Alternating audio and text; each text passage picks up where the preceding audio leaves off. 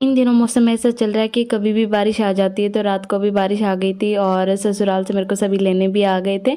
तो सुबह उठ के देखा तो वही रात को और भी बारिश आई हुई थी और हम भी रेडी हो गए थे क्योंकि भाई अब 2-3 दिन छुट्टी लगा ली, अब ससुराल वापस जाना है।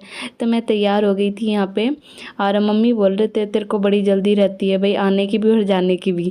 तो भैया हमारा टाइम हो गया था, तो मम्मी ने तिलक निकाला और सबको उनका नेक दिया। फिर मेरी भी बारी आ गई, मैंने तो पहले ही हाथ आगे कर दिया कि लाओ नेक दे दो पहले ही।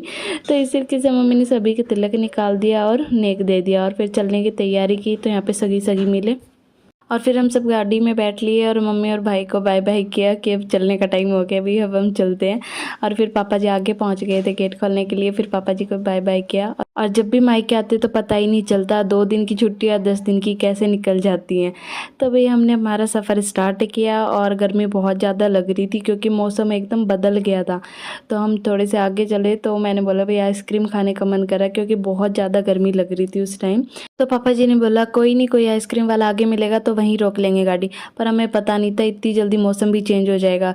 आगे थोड़ा सा चलते ही बारिश भी आने लगी और बारिश बहुत ज़्यादा तेज़ हो गई, तो हमें रास्ते में ही रुकना पड़ा। और फिर हमने ध्यान दिया कि बारिश के साथ साथ शायद ओले भी आ रहे हैं छोटे छोटे, पर हमें बाद में 5 मिनट बाद ही पता चला छोटे छोटे नहीं, काफ़ी बड़े बड़े और बहुत तेज़ तेज़ ओले आने लगे। तो हमें काफ़ी डर भी लगने लग गया कि हम तो ऐसी जगह फंसे हैं जहाँ आसपास कोई है भी नहीं। और गाड़ी के आगे वाले शीशे पे तो इतनी ज़ोर से लग रहे थे इस ओले, हमें लगा एक बार तो कि भाई शीशा ही गया, पर बच गया, शीशा नहीं गया। और बाहर की साइड देख रहे तो भी ओले सामने, डर भी लग रहा हमें कि हम गलत ही जगह फंस गए, आज तो हमारे आसपास कोई है भी नहीं। और बाहर रोड की तरफ देख रहे तो रोड सफ़ेद होती जा रही थी ओलों से। और इस बार मम्मी पापा जी के साथ दादाजी यानी ज्योति के दादाजी भी आए थे गाँव। तो दादाजी भी फ़ोन करके गाँव में पूछने लगे कि मौसम कैसा है वहाँ। और मम्मी बोल रहे थे आज तो बहुत बड़ी बड़ी आइसक्रीम आ रही है, एकदम बर्फ़, यही खा ले। मैंने बोला नहीं, मेरे को तो अब खानी ही नहीं है।